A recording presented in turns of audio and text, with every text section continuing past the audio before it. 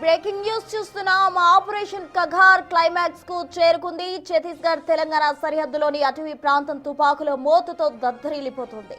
మావోయిస్టుల ఏరువేత లక్ష్యంగా సాగుతున్న ఆపరేషన్ కగార్ క్లైమాక్స్ కు చేరుకుంది. ఛత్తీస్గఢ్ అడవుల నుండి తెలంగాణ సరిహద్దుల వరకు వేలాది మంది సాయుధ బలగాలు అడవిని చుట్టుముట్టాయి. గత కొద్ది గంటలుగా కర్రెగుట్టలో తడపల జిల్లా అటవీ ప్రాంతాల్లో భీకరమైన ఫైరింగ్ కొనసాగుతోంది. జిల్లా అటవీ ప్రాంతంలో మావోయిస్టు దళాలు భారీగా తలదాచుకున్నాయన్న పక్కా సమాచారంతో బలగాలు ఒక్కసారిగా మెరుపు దాడికి దిగాయి. ఇరుపక్షాల మధ్య ఎదురు కాల్పులు జరుగుతుండటంతో అటవీ ప్రాంతం యుద్ధ భూమిని తలపిస్తోంది.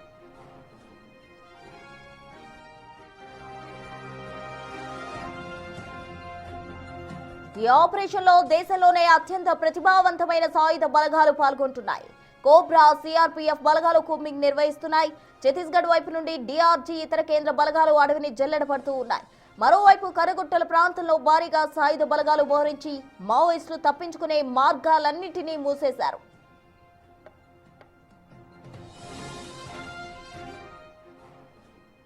కరగుట్టలో కాల్పుల మోదకు సంబంధించి తాజా అప్డేట్స్ మా ప్రతినిధి వేణు అందిస్తారు. వేణు, ఆపరేషన్ కగార్ క్లైమాక్స్ కు చేరుకుంది అనుకోవచ్చా?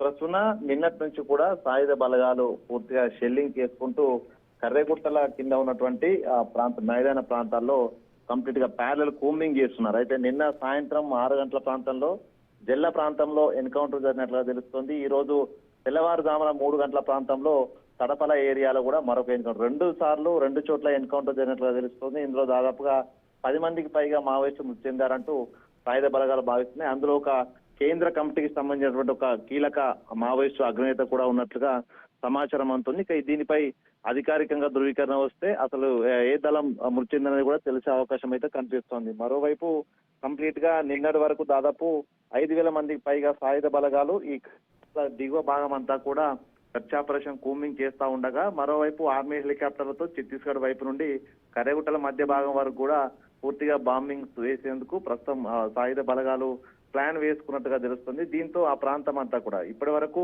అటు ఏటున్నాగారం, వాజేడు, వెంకటపూర్ పిఎస్ ల పరిధి నుంచి స్పెషల్ పోలీసులు అడవులోకి వెళ్లి కూంబింగ్ చేసుకొని తిరిగి వచ్చేవి. కానీ ఇప్పుడు పామనూరు, జిల్లా ఈ ప్రాంతాలంతా కూడా బేస్ క్యాంపులు ఏర్పాటు చేయడంతో ఆ కర్రెగుట్టల దిగువ భాగంలో పూర్తిగా బేస్ క్యాంపులు ఉన్నాయి. అక్కడే బలగాలు మోహరిస్తూ అక్కడ నుంచి అడవి లోపలికి వెళ్తూ కూంబింగ్ చేయడంతో పూర్తిగా ఆ ప్రాంతం అంతా బాంబుల మూతతో, కాల్పుల శబ్దంతో దద్దలించిన సిచ్యువేషన్. అయితే ప్రస్తుతం ఈ చనిపోయినటువంటి 10 మందికి పైగా మావోయిస్టులకు సంబంధించి పిఎల్జీఏ బలగాలకు సంబంధించినటువంటి దళంగా ప్రస్తుతం భావిస్తా ఉన్నారు. వీళ్ళతో కేంద్ర కమిటీ సభ్యుడు ఉన్నది ఎవరు, సంగ్రామ్ ఉన్నారు, అదేవైపు తిరుపతి ఉన్నారు. సో వీళ్ళలో ఎవరు అనేది కూడా ప్రస్తుతం ఇంకా క్లారిటీ రాలేదు. ఇంకా ఎన్కౌంటర్ జరిగిన 2 ప్రాంతాల లోపల కూడా సెర్చ్ ఆపరేషన్ జరుగుతుంది. సెర్చ్ ఆపరేషన్ తర్వాత ఎంతమంది మావోయిస్టులు మృతి చెందారనేది కూడా బయటపడే అవకాశం ఉంది. మరోవైపు ఈ ప్రాంతంలో దాదాపు 4 చోట్ల ఐఈడీలు కూడా నిర్వీర్యం చేసినట్టుగా తెలుస్తుంది. ఒక ఐఈడీ పేలడంతో 2 డిఆర్జీ జవాన్లకు కూడా స్వల్ప గాయాలైనట్లు కూడా ప్రస్తుతం సమాచారం అయితే అందుతుంది. ఏదేమైనా కూడా కంప్లీట్ గా ఆపరేషన్ కర్రెగుట్ట 2వ ఫేజ్ అంటే ఫైనల్ ఫేజ్ అయితే ప్రస్తుతం జరుగుతా ఉంది. దీంతో కంప్లీట్ గా తుదముట్టించాలనేటువంటి ఆలోచనతోనే బలగాలు అయితే ముందుకు వెళ్తున్న సిచ్యువేషన్. ఇక అఫీషియల్ అనౌన్స్మెంట్ వస్తే అసలు ఎంతమంది మృతి చెందారనే దానిపై కూడా క్లారిటీ వచ్చే అవకాశం అయితే ఉంది ప్రస్తుతం. వేణు, ఇప్పటి వరకు 5 మావోయిస్టులు హతమైనట్టు కూడా మనకు సమాచారం అందుతుంది. ఇంకా ఎంతమంది వరకు చనిపోవచ్చు? అక్కడ తాజా సిచ్యువేషన్ అంటే బలగాలకు మధ్య అలాగే మావోయిస్టులకు మధ్య ఎదురుకాల్పులు జరుగుతూనే ఉన్న క్రమంలో ఎటువంటి జాగ్రత్తలు తీసుకుంటున్నారు బలగాలు? ప్రధానంగా జిల్లా ప్రాంతంలో మాత్రము ఇంకా ఫైరింగ్ కంటిన్యూ అవుతుంది. నిన్న మధ్యాహ్నం మొదలైన ఫైరింగ్ పూర్తిగా మావోయిస్టులు ఉన్నటువంటి పక్కా సమాచారంతోనే సాయుధ బలగాలు, సిఆర్పిఎఫ్, కోబ్రా బలగాలు ఫైరింగ్ చేసుకుంటూ కూడా కర్రెగుట్టల మధ్య ప్రాంతం లోపలికి వెళ్తున్నాయి. మరోవైపు ఈ ప్యారలల్ కూంబింగ్ జరుగుతూ ఉంటుంది. కర్రెగుట్టల మధ్య భాగం నుంచి కన్నా కేవ్స్ నుంచి తప్పించుకునే ప్రయత్నం చేస్తే వాళ్ళని మట్టుబెట్టేందుకు ప్యారలల్ కూంబింగ్ మరికొన్ని బలగాలు చేస్తున్నాయి. సో దీంతో పకడ్బందీ వ్యూహంతోనే పూర్తిగా ఏకపక్షంగా పట్టు సాధించే దిశగా సాయుధ బలగాలు ఉన్నాయి. భారీ స్థాయి వెపన్స్ తో కాకుండా భారీ మోటార్ బాంబ్స్ తోని కూడా దాడి చేస్తున్నాయి. కాబట్టి పూర్తిగా మావోయిస్టులకు లొంగిపోవడం తప్ప మరో ఆప్షన్ లేని సిచ్యువేషన్ అక్కడ ఉంది. ఇప్పటి వరకు నిన్న మధ్యాహ్నం మొదలైనటువంటి ఫైరింగ్స్ జిల్లా ప్రాంతంలో కొనసాగుతున్నాయి. తడపలలో ఈ రోజు తెల్లవారుజామున 3 గంటల నుంచి మాత్రం ఫైరింగ్ స్టార్ట్ అయింది. సో అక్కడ ఒకవైపు సర్చ్ ఆపరేషన్ జరుగుతోంది. మావోయిస్టులు ఎవరెవరు మృతి చెందారనే దానిపై కూడా డెడ్ బాడీస్ ఐడెంటిఫై చేయాల్సి ఉంది. మరోవైపు కూంబింగ్ కూడా కొనసాగుతుంది. 2 ఆల్టర్నేటివ్ గా కూంబింగ్ చేస్తున్న దళాలు ముందుకు వెళ్తా ఉంటే ఆ ప్రాంతాన్ని ఆధీనంలో తీసుకున్న ప్రాంతం అంతా కూడా సర్చ్ ఆపరేషన్ కొనసాగుతుంది. దీంతో చనిపోయిన మృతదేహాలకు సంబంధించి ఐడెంటిఫికేషన్ పూర్తయితే అసలు ఎంతమంది అనేది కూడా తెలిసే అవకాశం ఉంది.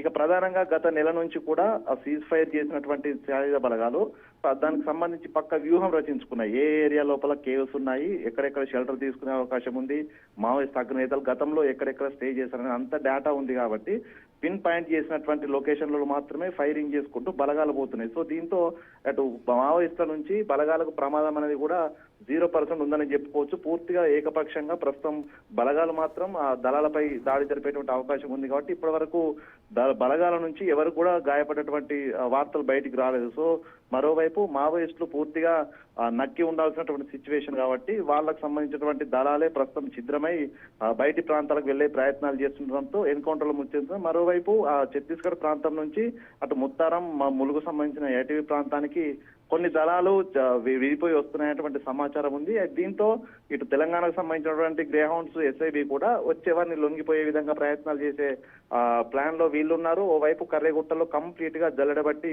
వాటిని మావోయిస్టులు రహిత ప్రదేశంగా చేసే ప్రయత్నంలో బలగాలు ఉన్నాయి. సో మొత్తానికి ఏదేమైనా కూడా సాయుధ బలగాలు పూర్తి పట్టు ప్రస్తుతం సాధిస్తున్న సిచ్యువేషన్ అయితే కర్రెగుట్టల ప్రాంతంలో కనిపిస్తూ ఉంది. ప్రస్తుతం వేణు పక్కా సమాచారంతో నిఘా వర్గాల నుంచి వచ్చిన సమాచారంతోనే ఈ ఆపరేషన్ సాగుతున్నట్టు కూడా మనకు సమాచారం అందుతుంది. మరి అటవీ ప్రాంతం మొత్తంగా కూడా కవర్ చేయడానికి వివిధ జోన్స్ గా కూడా ఏర్పాటు చేశారు. మొత్తం ఎన్ని జోన్స్ ఏర్పాటు చేశారు, ఏ ఏ బలగాలు మోహరించాయి అటవీ? ఇప్పటికీ కర్నూలు ప్రాంతం అంతా కూడా గత సంవత్సరం జరిగిన ఆపరేషన్ తర్వాత ప్రధానంగా అందులోకి బలగాలు వెళ్లేందుకు రహదారులు లేవు. దీంతోనే పామునూరు గాని, జెల్లా, డోలి, తడపల, వెంకటాపురం పరిధి ఉన్నటువంటి ప్రాంతాలు, అదేవిధంగా భీమారము, పూజారి కాంకేరు, నంబి, ఊసూరు ఇవన్నీ కూడా ఛత్తీస్గఢ్ నుంచి ఉండే ప్రాంతాలు. సో ఈ అంటే ఛత్తీస్గఢ్ నుంచి ఒకవైపు, ఇటు తెలంగాణ నుంచి మరోవైపు రెండు భాగాలుగా ప్రస్తుతం సర్వేలు జరిపాయి. ఇన్ని రోజుల పాటు సర్వేలు జరిపాయి. లొంగిపోయిన మావోయిస్టుల దగ్గర నుంచి ప్రధాన షెల్టర్ జోన్ లేవని కూడా ఇంటెలిజెన్స్ అప్డేట్ తీసుకున్నారు. దీంతోనే దాదాపు 2 నెలల పాటుగా కూడా కంప్లీట్ గా రహదారులు ఏర్పాటు చేసుకున్నారు. ప్రధానంగా పామునూరు ఫార్వర్డ్ ఆపరేటింగ్ బేస్ అనేది నిర్మాణం చేయడం అనేది కూడా కర్రెగుట్టలకు సంబంధించి దాదాపుగా 80% బలగాల ఆధీనంలోకి రావడానికి ఈ పామునూరు సంబంధించినటువంటి ఫార్వర్డ్ ఆపరేటింగ్ బేసే ప్రధాన కారణం. అక్కడ నుంచి 5 కిలోమీటర్ల దూరం ఉన్నటువంటి మురుమూరు బేస్ క్యాంప్. సో ఈ 2 బేస్ క్యాంపులలో భారీగా ఆయుధ సామాగ్రిని, అదేవిధంగా సాయుధ బలగాలను మోహరించుకొని చివరికి ఆపరేషన్ కగార్కి ఎండ్ డేట్ అనేది March 31 ఉంది. సో అంటే ఒక నెల ముందు రోజుల వరకు సరెండర్ల కోసం వేచి చూసి అప్పటి వరకు కనుక పూర్తిగా మావోయిస్ట్ దళాలు అజ్ఞాతం వీడి రాకపోతే దాడులు చేసేందుకు ఇవన్నీ వ్యూహాలు చేసుకుని ఇన్ని రోజులు వెయిట్ చేసిన పరిస్థితి. సో అందుకే ఇప్పటికీ రహదారులు ఏర్పడ్డాయి. వీళ్లకు సాయుధ బలగాలు వెళ్ళడానికి భారీ వాహనాలు ఉన్నాయి. దీంతో పూర్తిగా బలగాలు కంప్లీట్ గా అక్కడ పట్టు సాధించి ప్రస్తుతము ఏరివేత లక్ష్యంగా అయితే ముందుకు వెళ్తున్నటువంటి సిచ్యువేషన్. ఇక ఈ రోజు సాయంత్రం వరకు ఒక అఫీషియల్ గా ఎన్కౌంటర్ మృతులకు సంబంధించిన అప్డేట్ కూడా వచ్చే అవకాశం ఉంది ప్రస్తుతం. Thank you Venu.